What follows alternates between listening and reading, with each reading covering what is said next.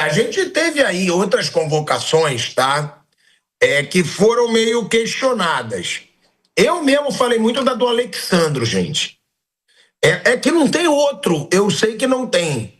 Mas o Alexandro, ele não joga tanto pelo Flamengo. Não tem uma sequência de jogos tão grande pelo Flamengo. Não está numa boa fase quando joga, tá? O Danilo é da confiança do cara, e ele mesmo disse isso, né? Vocês veem mais alguém?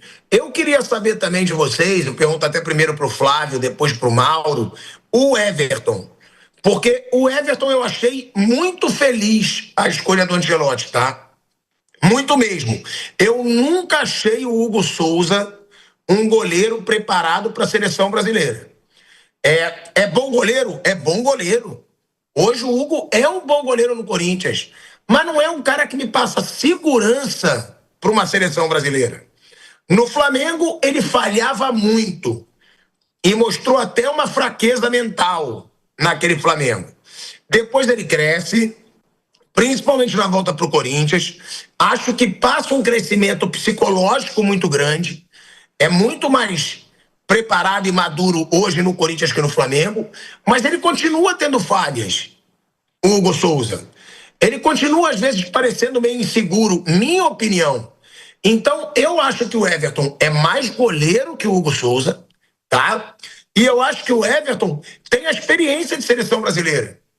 E quando ele agarrou na seleção brasileira, ele foi bem na maioria das vezes. Foi, inclusive, campeão olímpico, sendo um dos heróis do título, pegou pênalti na final olímpica. Eu acho que o Everton merece mais uma convocação para a seleção brasileira do que Hugo Souza e Bento, por exemplo. Eu achei que foi correta essa convocação.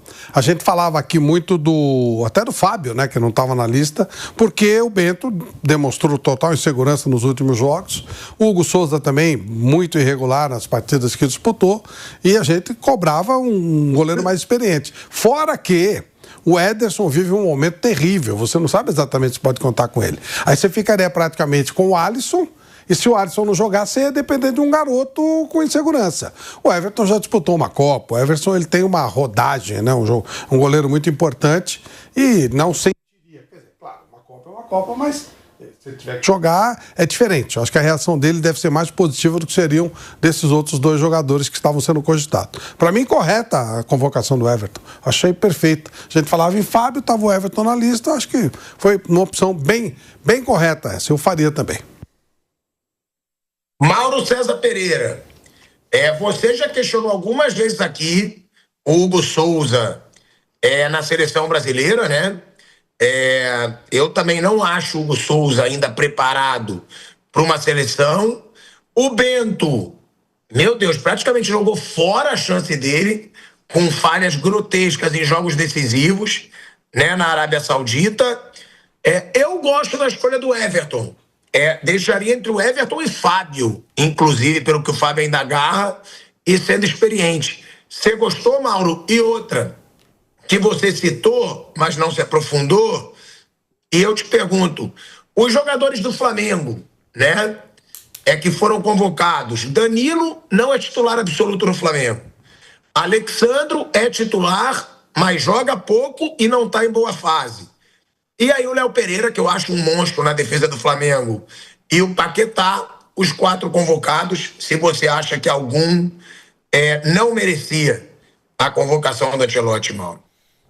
Bem, eu acho que o Danilo e o Alexandre já deram suas devidas contribuições à seleção brasileira. Aí a convocação é basicamente convocação por confiança nos caras, na experiência deles. O Danilo, pelo que representa também uma liderança, esse tipo de coisa. Me parece claramente isso. Ele quer laterais que não avancem muito, ele joga com um sistema que os laterais não precisam descer tanto. O Wesley, inclusive, deve ser opção por isso, né? Uma opção de lateral que ataca mais. Eu acho que é o melhor lateral que ele tem. Lateral, todos que ele convocou, o melhor é o Wesley. E entendo que esses 2 jogadores eu não levaria, mas entendo também que ele confia nos caras. Tem aí poucas opções, né? No ataque tem muita opção, nas laterais não tem, essa é uma diferença fundamental, né? O Danilo e o Alexandre só vão também porque não tem tantas opções, gente. O Brasil só produz atacantes. Não tem elementos laterais. E o Militão, que é um zagueiro que joga também na função que poderia, não consegue jogar nunca, vive machucado e está machucado de novo. Então ele se viu meio sem tantas alternativas e apelou para esses dois jogadores. O Danilo, porque joga em diferentes funções, o Alexandre, o lateral esquerdo, que ele vai tentar colocar em forma, que está na forma ruim no Flamengo, vai tentar colocar o cara em boas condições para poder contar com ele, não vai descer tanto.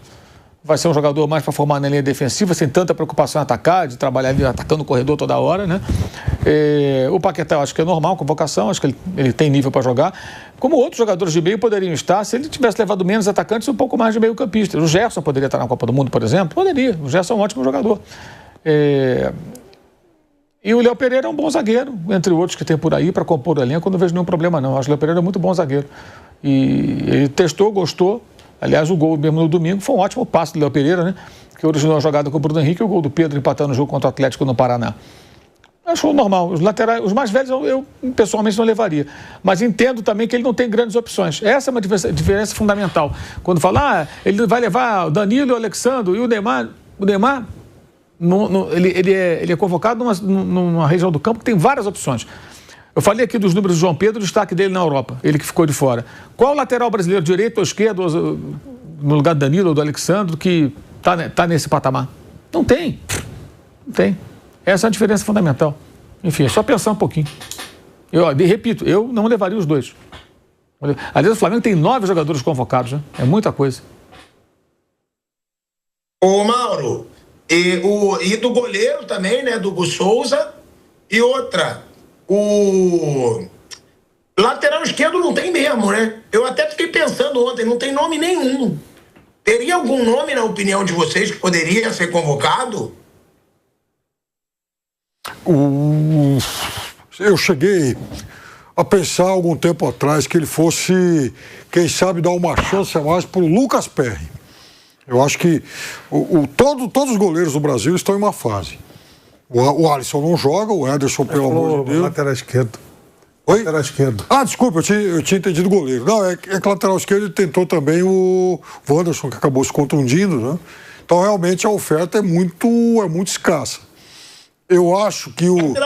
Lateral esquerdo não tem ninguém, né? De cabeça, eu não estou me lembrando, de fato, de nenhum outro... Né? O Luciano Juba, eu acho que ele não tem vantagem para ser. Eu acho que seria uma temeridade. Ele é bom jogador, mas acho que seria uma temeridade colocar o Luciano Juba. Acho que não seria o cara. Foi o cara que mais, né, que teve mais perto, né, de ser acionado. Que era um jogador de frente que acabou sendo adaptado ao lateral, né? Aí pelo Rogério Ceni, inclusive, né? Ele era um homem de ataque quando jogava lá no Sport, né? Mas de bate pronto, eu também não conseguiria agora pensar em ninguém assim que fala, esse é o cara, né? O menino do Cruzeiro, que chegou a ser lembrado, Kaique, né? Kaique, mas também é novinho, né? Um jogador que precisaria ter sido testado em outras vezes. E sobre o Hugo, Mauro, você acha o Everton uma opção melhor? Eu já disse aqui várias vezes que eu acho que o Hugo Souza não tem nível para ser goleiro de seleção. Achei a não convocação dele algo absolutamente natural. Flávio? Eu entendo que o Everton é uma opção melhor, sem dúvida. O Hugo eu acho muito irregular, eu acho ele um goleiro realmente muito irregular. Acho que os goleiros do futebol paulista, eu acho todos eles bem irregulares. Então, inclusive o Carlos Miguel. Aliás, o Palmeiras trocou o Carlos Miguel pelo Everton, o Everton foi para a seleção, né? Né? Eu também não achei. Vocês acharam que teve alguma convocação absurda, assim, muito errada? Porque o Piperno e o Mauro já deixaram claro que não gostaram da convocação do Neymar. Mas vocês acharam absurda a não convocação do Neymar? E teve alguma outra que vocês acham que algum jogador não merecia muito, ou algum que merecia, que foi falado muito Neymar e João Pedro? Teve alguma outra, na opinião de vocês? Eu não levaria também o Fabinho. Eu acho que já deu, né? Concordo. Enfim, um jogador que foi importante em outros momentos, agora não. Por exemplo, Enfim, o Andrei Santos acabou sendo descartado. Outro jogador que eu não entendi, que foi pouco utilizado aí nesses últimos tempos, é o André, jogador do Fluminense. Ele chegou a convocar, por exemplo, o João Santos, que é outro que poderia ter ido e tal, mas o Fabinho, não. Eu acho que... veja, ele foi muita bola de segurança, não de insegurança, para falar a verdade, né? Muitos, na dúvida, chama o veterano. Eu acho isso muito ruim. Eu acho que o Brasil poderia ter arriscado mais até nas convocações anteriores, principalmente do meio-campo para trás. Lá na frente, eu acho que há fartura de material, mas do meio-campo para frente, eu acho que a gente vai com um grupo muito complicado e abaixo. Ele botou molecada lá na frente, né? Deu uma chance sim, pra molecada. Sim. Botou 2 moleques de 19 anos. Exato. Acho que na frente está bem, acho que está bem resolvido. Acho que na frente tem boas opções. Agora, do meio para trás, realmente eu acho que está realmente um problemão. Só trazendo uma notícia aqui, tá? De todos os listados da seleção brasileira, 9 vão estar na sua primeira Copa do Mundo, tá? 9. Ryan, Gabriel Magalhães, Ibanez, Wesley, Léo Pereira, Danilo, né, o volante, não o Danilo mais experiente, o Danilo volante, Matheus Cunha, o Douglas Santos, né, Igor Thiago, Luiz Henrique e Hendrick. São aí os 9 estreantes. Outros 9 que disputaram uma edição, 5 que disputaram 2 Copas do Mundo, que aí tem Alisson, Ederson, Danilo, Casimiro e Marquinhos, e só o Neymar, que tem mais de 2 Copas do Mundo, ele vai para sua 4ª Copa do Mundo, o Neymar. Foram 944 dias depois da lesão contra o Uruguai pelas eliminatórias que o Neymar foi chamado de volta 944 dias depois, hein? É o Neymar aí quase 2 anos fora da seleção brasileira e de volta. Então, nenhuma surpresa. Piperno, eu queria te perguntar sobre o Hendrick. Você que sempre defendeu muito o Hendrick, acha que ele pode ser titular dessa seleção brasileira ou que deva ser titular da seleção brasileira? E queria saber de vocês 3, os 11 que vocês acreditam que vão ser os titulares do Ancelotti. Eu acho que ele não vai começar como titular. Aliás, eu acho que ele começa, talvez, infelizmente, como última opção para o ataque. Agora, eu acho que se ele tiver chance, ele vai evoluir, sim, e vai começar a ganhar espaço. É o tipo de jogador que, se tiver chance, ele não vai desperdiçar. Veja, o Hendrick jogou sábado. No domingo, tinha vídeo dele desembarcando já no aeroporto de Madrid e foi treinar ontem. Então, é uma outra mentalidade. É alguém que está disposto, aliás, como aconteceu aqui. Jogou mal no Palmeiras, foi treinar sozinho no campo lá do Nacional. Informação até trazida pelo Vampeta à época. Então, é uma outra forma de encarar a carreira dele. É um cara que está com todo apetite e joga muito. Agora, tem um pequeno detalhe. Como é que a velha guarda, que vai para a 2ª ou 3ª Copa do Mundo, vai receber o Hendrick? Quer dizer, como vão ser as situações de jogo? Porque aqui no Palmeiras, todo respeito, e aí eu não estou fazendo nenhuma acusação aos jogadores em campo, mas está no inconsciente do jogador. Eu cansei de ver, por exemplo, o Hendrick livre, correndo no espaço vazio, pedindo a bola, assim, porque ele tem personalidade para isso.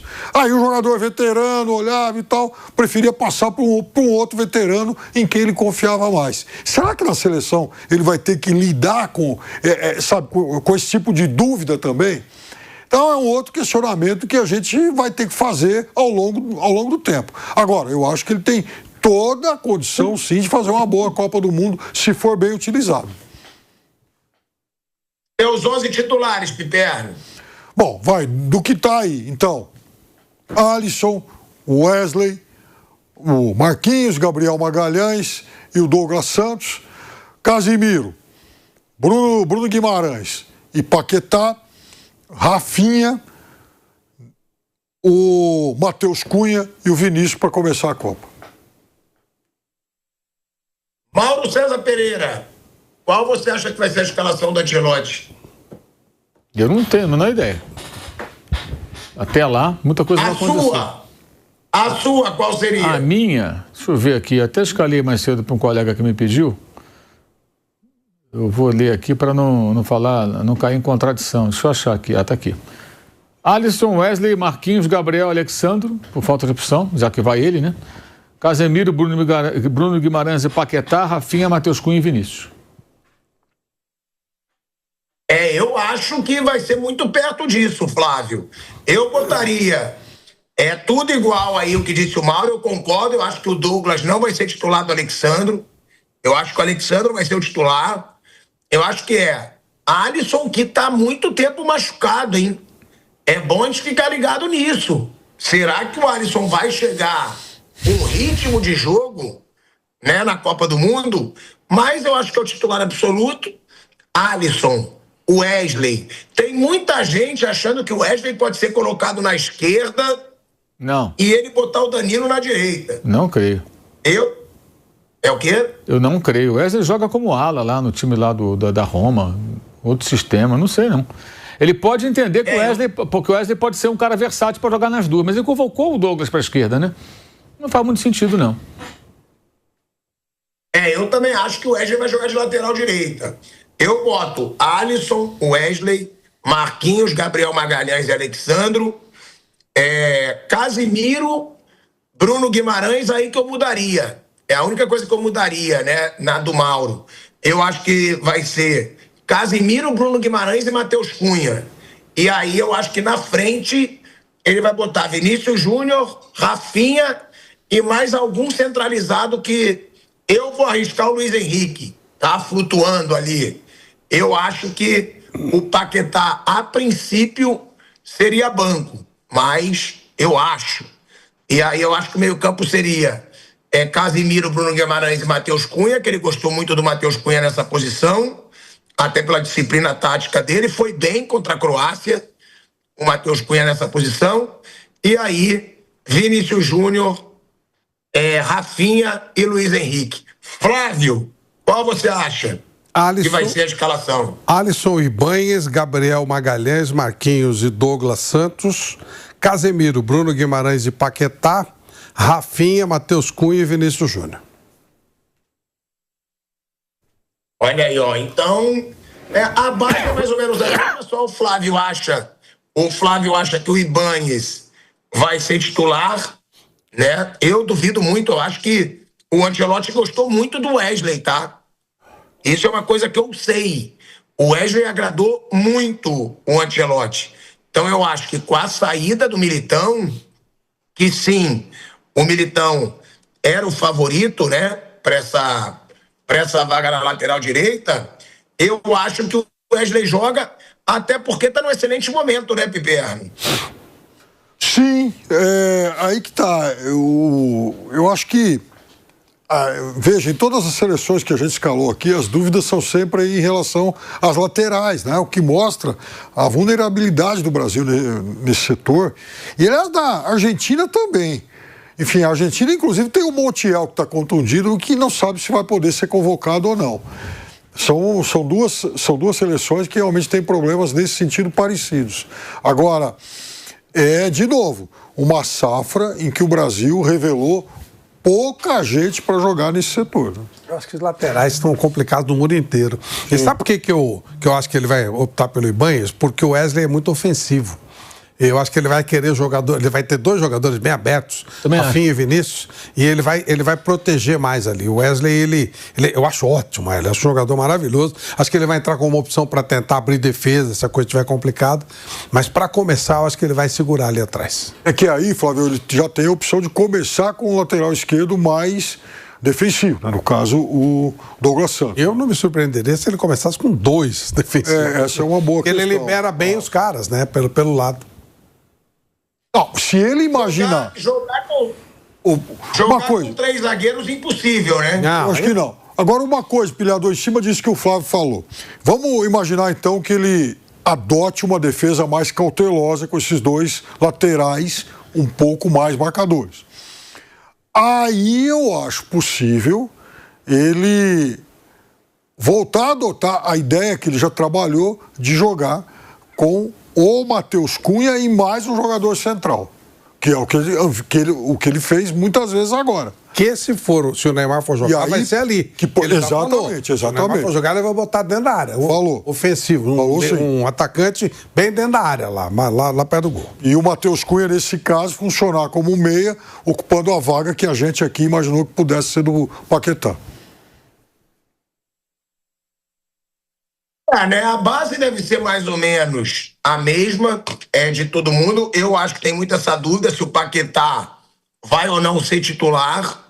Eu, a princípio, não vejo o Paquetá como titular, mas a grande maioria vê, porque principalmente porque ele gostou do Matheus Cunha naquela posição. Né? Ele gostou do Matheus Cunha ali como um 10, fazendo muito também aquela parte tática, defensiva, nos últimos 2 jogos aí da seleção brasileira. Piperno, um balanço do trabalho do Ancelotti na seleção brasileira, né? Em quase um ano, vai renovar, renovou já até 2030. Qual o balanço que você faz desse trabalho do Ancelotti, Piperno? Juntando, claro, com a convocação. Eu acho que ele fez, acho que por enquanto, até então, né, nessas eliminatórias e nesses poucos amistosos, ele fez o básico do básico, procurou simplificar, procurou conhecer mais, ele precisava conhecer, ter mais informações sobre o ambiente do Brasil, não fez nada de excepcional, nada também de comprometedor, mas na questão da convocação para a Copa do Mundo, eu acho que foi frustrante.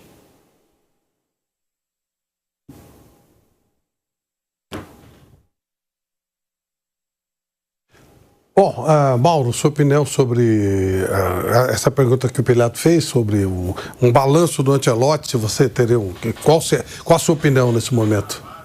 Eu acho tudo de ruim agora, depois daquele jogo de ontem. Não tenho nenhuma expectativa. O que aconteceu. Esperava muito mais dele. Depois que ele compôs do jeito que ele compôs, para mim ele é mais um técnico a compor com o CBF, com status quo. Não é diferente de nenhum técnico brasileiro que passou antes, não tem nenhuma expectativa positiva, não. Se acontecer alguma coisa boa com a seleção brasileira, ok. Mas eu não tenho nenhuma expectativa desse sentido, não. Eu também vejo que não houve uma alteração drástica, assim, do que a gente tinha para a chegada do Ancelotti, não. Talvez com um circuito maior, com um tempo mais amplo, né, com 4 anos de trabalho, ele possa fazer isso. Agora, vamos ver o momento da competição, né? Ele aglutina bem as pessoas, ele é um bom gestor de grupo, vamos ver se isso acontece. De volta, Pilhador. Não. Eu queria saber de você, inclusive, Flávio, a sua opinião, né, sobre o trabalho, se melhorou alguma coisa. Eu acho muito difícil falar se melhorou alguma coisa ou ainda não, porque eu acho que os jogos da seleção geralmente ainda são chatos, mas eu acho que ele pode tornar a seleção mais competitiva, né? Que é como eu falei aqui. Eu acho que dá para transformar a seleção em algo mais competitivo, não bonito. Eu não acho que vai ser um futebol bonito da seleção brasileira, mas acho que vai ter muito uma cara competitiva.